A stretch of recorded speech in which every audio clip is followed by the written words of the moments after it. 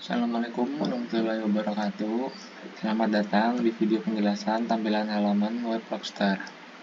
Kita mulai dari bagian atas halaman. Di sini kita memiliki sebuah navigasi bar berwarna gelap.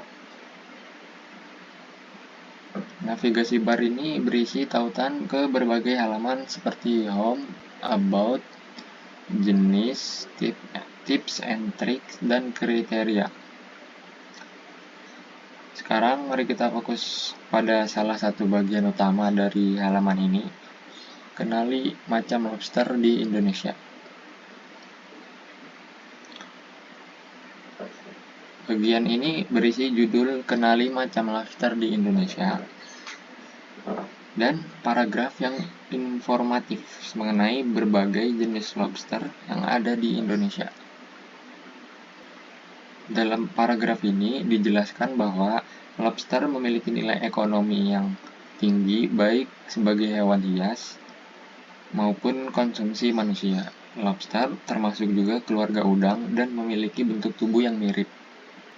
Ternyata, lobster tidak hanya hidup di air laut, tetapi juga bisa ditemukan di air payau dan air tawar. Lobster air tawar bahkan bisa hidup di mana saja asal airnya mengalir.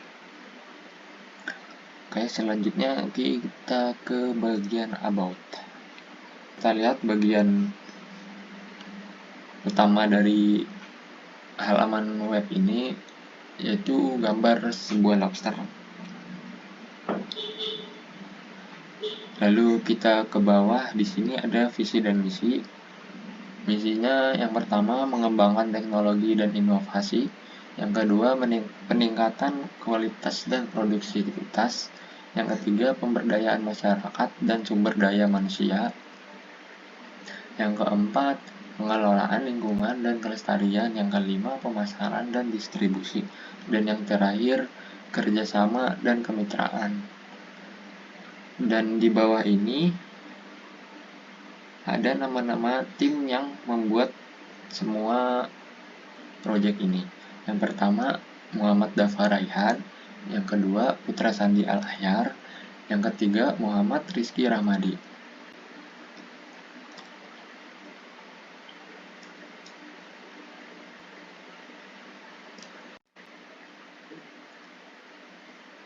Di halaman selanjutnya ada berbagai informasi jenis-jenis lobster. Yang pertama ada lobster red claw, yang kedua lobster mutiara, yang ketiga lobster supernova, keempat lobster bambu, yang kelima lobster pasir, dan yang terakhir lobster kipas.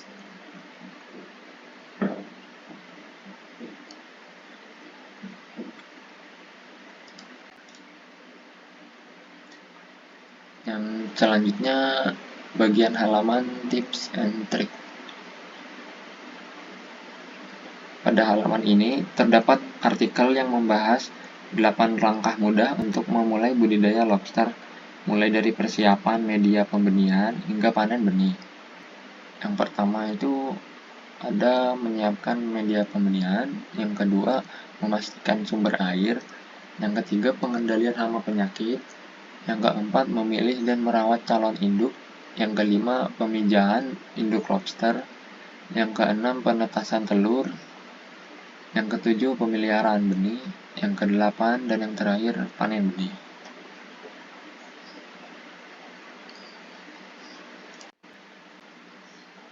Berikutnya di tampilan kriteria, yaitu terdapat dua bagian utama. Pertama, skala penilaian. Skala penilaian angka 1 hingga 5 untuk kriteria seperti harga jual per kilogram, waktu pertumbuhan dari menetas hingga panen, ketahanan terhadap lingkungan, dan permintaan pasar. Setiap kriteria memiliki skala nilai yang jelas, memudahkan untuk menentukan keunggulan masing-masing jenis lobster. Yang kedua, kita juga melihat bobot atau pentingnya setiap kriteria dalam pengambilan keputusan. Misalnya, harga jual memiliki bobot 40%, sementara pertumbuhan hanya 20%. Ini Ini membantu menyesuaikan prioritas berdasarkan kebutuhan pasar. Selanjutnya terdapat tabel nilai alternatif di mana kita dapat memasukkan skor untuk setiap jenis lobster seperti red claw, lobster pasir, supernova, lobster kipas, lobster bambu, dan lobster mutiara. Setelah menginput nilai, sistem akan menghitung dan menampilkan hasilnya.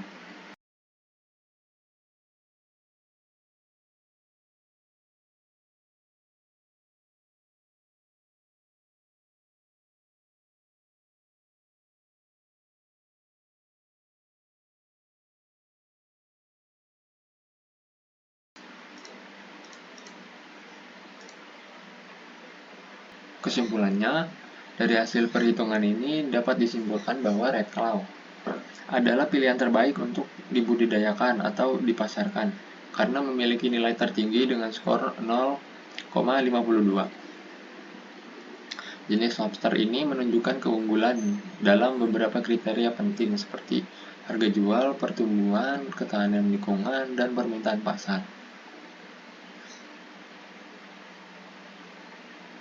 Pertama, kita buka aplikasinya. Di sini ada database aplikasi lobster. Nah, di sini ada ID lobster, harga jual, pertumbuhan, ketahanan lingkungan, dan permintaan pasar. Yang pertama red claw.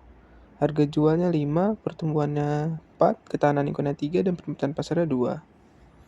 Dan sebelahnya di bawahnya ada mutiara lobster.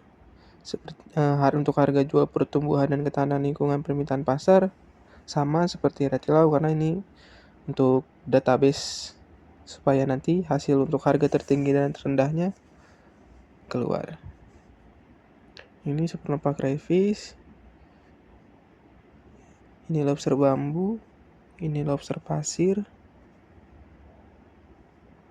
dan ini lobster kipas.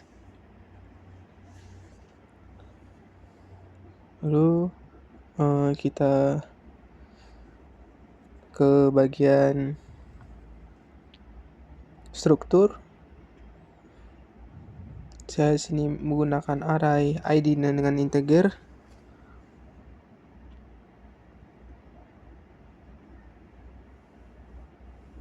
Dan lobster menggunakan varchar. Nah, kenapa sini saya pakai varchar 255? Karena itu nilai maksimal dari varcharnya.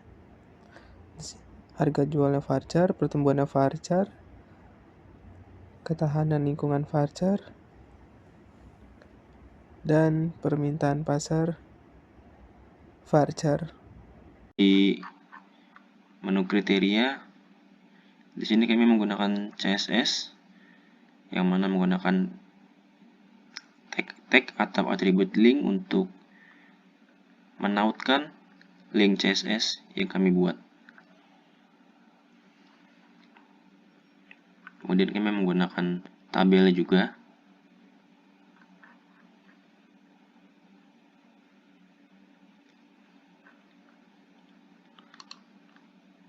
Lalu pada menu about, di sini kurang lebih sama.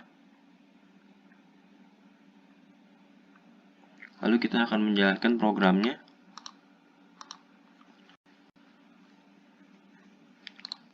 Pada menu home, di sini terdapat penjelasan secara umum mengenai lobster.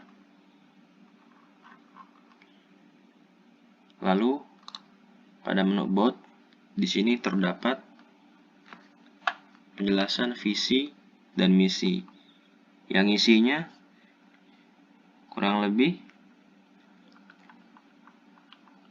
membantu memberikan edukasi kepada para pemula yang ingin memulai bisnis ternak lobster dan mewujudkan sistem budaya lobster yang berkelanjutan, inovatif, dan bersaing tinggi. Kemudian ada misi di sini. Misinya kami terdapat 6. Yang pertama, pengembangan teknologi dan inovasi, peningkatan kualitas dan produktivitas, pemberdayaan masyarakat dan SDM, pengelolaan lingkungan dan kelestarian, pemasaran dan distribusi, kerjasama dan kemitraan. Lalu paling bawah terdapat kontak atau nama-nama biodata dari tim kami.